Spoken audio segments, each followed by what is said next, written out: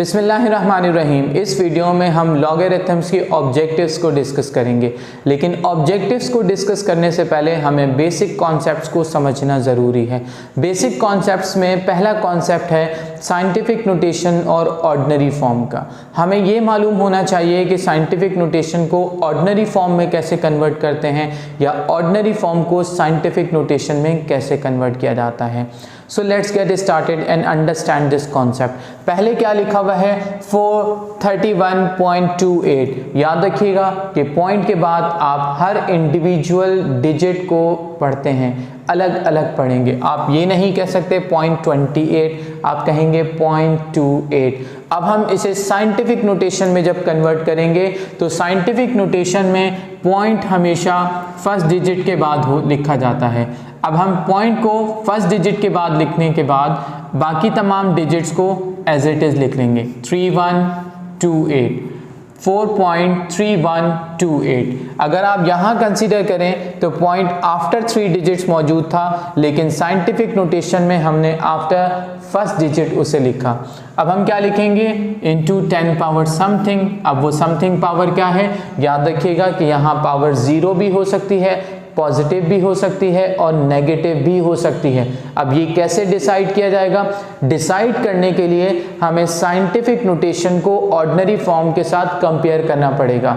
अब हम पहले साइंटिफिक नोटेशन को देखेंगे और उससे कंपेयर करेंगे ऑर्डिनरी फॉर्म को। तो आप पहले इसे कंसीडर कीजिएगा। साइंटिफिक नोटेशन को पहले कंसीडर करते हुए हम देखेंगे कि पॉइंट फर्स्ट डिजिट के बाद मौजूद है और यहां से अगर हम देखेंगे तो पॉइंट 2 डिजिट आगे जा रहा है। अगर 2 स्टेप आगे जा रहा है तो इसका मतलब ये हुआ कि इसकी वैल्यू है +2।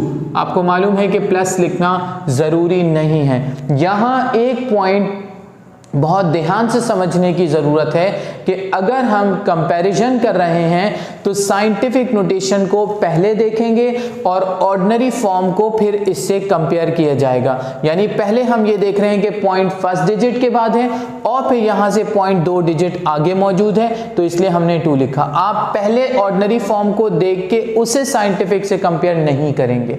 तो हमने देखा साइंटिफिक को पहले कंसीडर किया और फिर ऑर्डिनरी को उसके मुताबिक देखा, कंपैरिजन करके उस वैल्यू को लिख लिया। अब हम यहाँ भी साइंटिफिक नोटेशन इसका लिखेंगे 000। आप जानते हैं कि ये 0 इनको हम कंसिडर नहीं करेंगे क्योंकि हमने पॉइंट फर्स्ट डिजिट के बाद लगाना है। फर्स्ट डिजिट हमारे पास 8 मौजूद है, तो हम क्या लिखेंगे 8.14 इंटू 10 पावर समथिंग। अब देखेंगे कि यहाँ क्या पावर आएगी। तो मैंने आपको अभी इस बात पे एम्फसाइज भी किया कि आपको पहले साइंटिफिक नोटेशन को देखना है, तो साइंटिफिक नोटेशन को कंसीडर कीजिए। साइंटिफिक नोटेशन को कंसीडर करने के बाद आप यहाँ देखें, आप देख रहे हैं पॉइंट फर्स्ट डिजिट के बाद मौजूद है, लेकिन यहाँ पॉइंट यहाँ से 1 2 3 डिजिट पीछे चला गया। तो जब वो बैकवर्ड जाएगा तो हम तब क्या कहेंगे -3 जो है ये इसकी पावर लिखी जाएगी। फिर इसके बाद देखते हैं 9.213। हमने कहा था कि साइंटिफिक नोटेशन में हम हमेशा पॉइंट को लिखते हैं फर्स्ट डिजिट के बाद। तो 9.213 इंटू 10 पावर क्या लिखा जाएगा? अगर आप देखें तो पॉइंट फर्स्ट डिजिट के बाद मौजूद है और यहाँ भी पॉइंट फर्स्ट डिजिट के बाद मौजूद है, यानी ना पॉइंट आगे की तरफ मूव कर रहा है ना पीछे की तरफ उसको शिफ्ट किया जा रहा है, वो अपनी जगह पे मौजूद है। तो इसलिए हम इसकी पावर क्या लिखेंगे 0। अब एक कॉन्सेप्ट मजीद समझ लीजिए। आपको मालूम है कि किसी भी चीज की पावर जब 0 हो तो वो क्या हो जाता है 1। तो इसका मतलब कि 10 पावर 0 की वैल्यू है 1 और आप 1 को इससे मल्टीप्लाई करेंगे तो ये ऐसा ही रहेगा, इसमें कोई चेंज नहीं आएगा। अब आप देखते हैं कि यहाँ मैंने क्या लिखा है, साइंटिफिक नोटेशंस लिखे हुए और उन्हें हम कन्वर्ट करेंगे ऑर्डिनरी फॉर्म में। अब हम देखेंगे कि ये क्या है -3 का मतलब ये हुआ कि पॉइंट यहाँ से 3 डिजिट पीछे जाएगा। तो हमने लिखा 7 और इससे 3 डिजिट पीछे कैसे होगा 1, ये 1 2 3 और पॉइंट यहाँ लगेगा। तो ये था -3, जिसकी वजह से 7 को भी काउंट किया जाएगा। 7 ये क्या हो गया, first digit, second digit and third digit. तो क्या हो गया 1 2 3 पॉइंट लगा दिया। पॉइंट से पहले जब कुछ ना हो तो क्या लगाया जाता है 0, लेकिन यहाँ 2 डिजिट बच गए, इन्हें एज इट इज लिख लेंगे।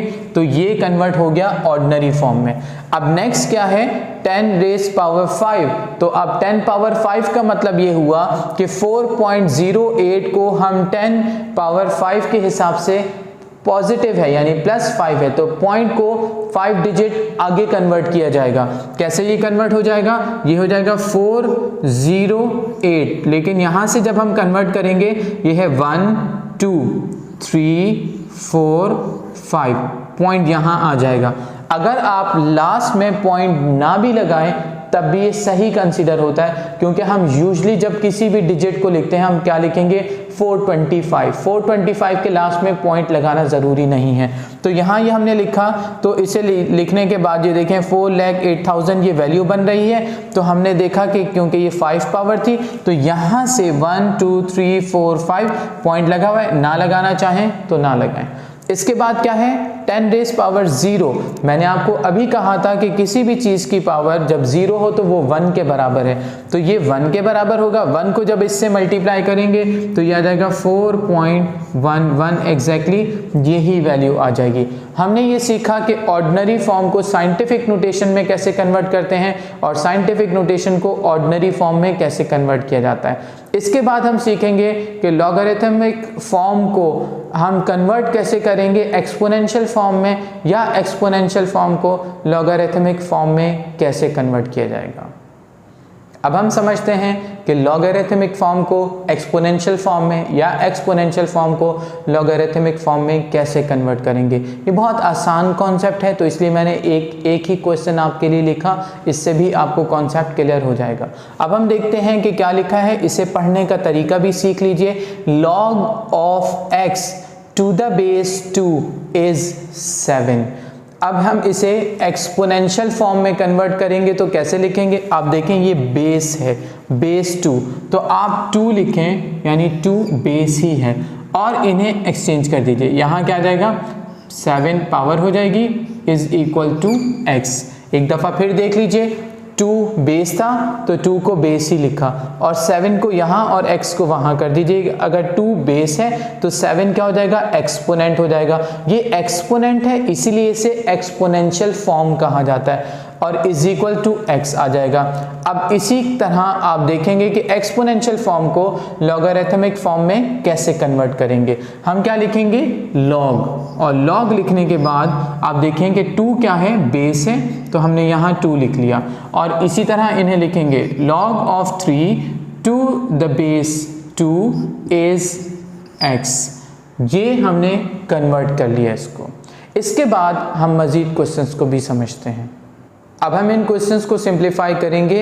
ये क्वेश्चन 2 लिहाज से इम्पॉर्टेंट हैं। अगर आप देखें तो ये एक शॉर्ट क्वेश्चन भी बन सकता है और इसको ऑब्जेक्टिव के लिए भी दिया जा सकता है। अगर ये आपको शॉर्ट क्वेश्चन में दिया जाए तो आप इसे पूरे स्टेप्स के साथ सिंप्लीफाई करेंगे, जैसे पहले क्वेश्चन लिखा, फिर सॉल्यूशन लिखा, क्वेश्चन को रिपीट किया, फिर उसके बाद स्टेटमेंट लिखा और इससे आगे प्रॉपर तरीके से इसको सिंप्लीफाई करेंगे। लेकिन अगर ये आपसे ऑब्जेक्टिव में पूछा जाए तो आप इसे डायरेक्ट सिंप्लीफिकेशन करके सिर्फ आंसर फाइंड करने की कोशिश करेंगे और जितना स्टेप्स को रिड्यूस कर सकते हैं करेंगे। हम देखते हैं कि इसमें 3 केसेस मौजूद हैं। पहले हमने देखा कि पहला केस क्या लिखा हुआ है log of x to the base 3 is 4।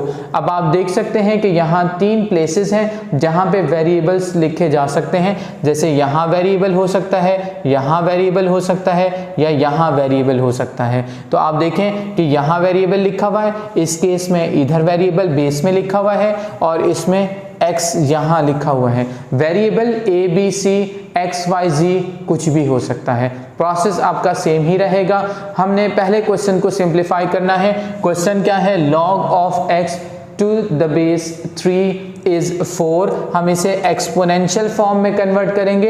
Exponential form में कन्वर्ट करने में क्या हो जाएगा 3 पावर 4, क्योंकि ये बेस है, 3 बेस है तो हम इसे बेस ही रखेंगे, 4 यहाँ और x वहाँ चला जाएगा। लेकिन आप जानते हैं कि जब बेस लिखी है तो इसका मतलब ये पावर बन जाएगी, तो इसका मतलब ये हुआ कि x तो एज इट इज लिखा जाएगा। 3 पावर 4 का मतलब ये है कि 3 को 4 टाइम्स मल्टीप्लाई करेंगे, और अगर 3 को 4 टाइम्स मल्टीप्लाई करें तो आंसर आ जाएगा 81, यही आंसर है। हम आगे चलते हैं, अगले केस को देखते हैं। यहाँ पे भी हम इसे एक्सपोनेंशियल फॉर्म में कन्वर्ट करेंगे। एक्सपोनेंशियल फॉर्म में कन्वर्ट करने के लिए बेस क्या दिया जा रहा है x, और होल पावर क्या है 5 इज इक्वल टू 1। अब अगर ये 5 है तो इसका मतलब ये हुआ कि हमें तो x फाइंड करना था, तो हमने 5 को क्या करना है एलिमिनेट करना है। 5 पावर को यहाँ से ख़त्म करने के लिए हमें इसका रेसिप्रोकल लेना पड़ेगा, तो हम क्या लेंगे 1/5, दोनों तरफ आप ले लें। आप स्टेटमेंट भी लिख सकते हैं या आप डायरेक्ट भी कर सकते हैं कि 5 multiply by 1/5 is equal to 1 power 1/5। ठीक है, यहाँ तक लिखा। 5 से 5 कैंसिल हो गया, क्या बचा x, और आप जानते हैं कि 1 की कुछ भी पावर हो वो हमेशा 1 ही रहता है, तो हम यहाँ लिखेंगे कि ये 1 है, और ये आंसर आ गया। नेक्स्ट इसकी तरफ चलते हैं, देखते हैं कि क्वेश्चन क्या है। log of 27 to the base 3 is x।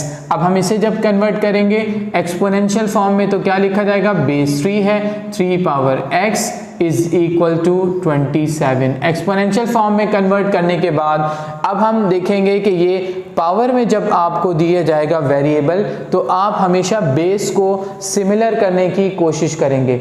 आपकी बुक में जितने भी क्वेश्चन इससे रिलेटेड दिए हैं उनमें बेस सिमिलर हो सकता है, आप थोड़ा लॉजिकली उसको सिंप्लीफाई करेंगे। जैसे हम यहाँ देखते हैं कि ये 3 है तो 3 पावर x, और इसे भी 3 बेस में कन्वर्ट करने की कोशिश कीजिए, तो क्या हो जाएगा 3 times 3 is 9 and 9 times 3 is 27, तो हम लिखेंगे कि 3 पावर 3।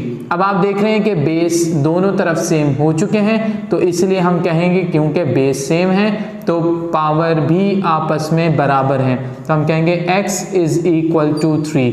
ये 3 केसेस आई होप आपको समझ आ गए। इसके बाद हम सीखेंगे कि log कैसे फाइंड किया जाता है।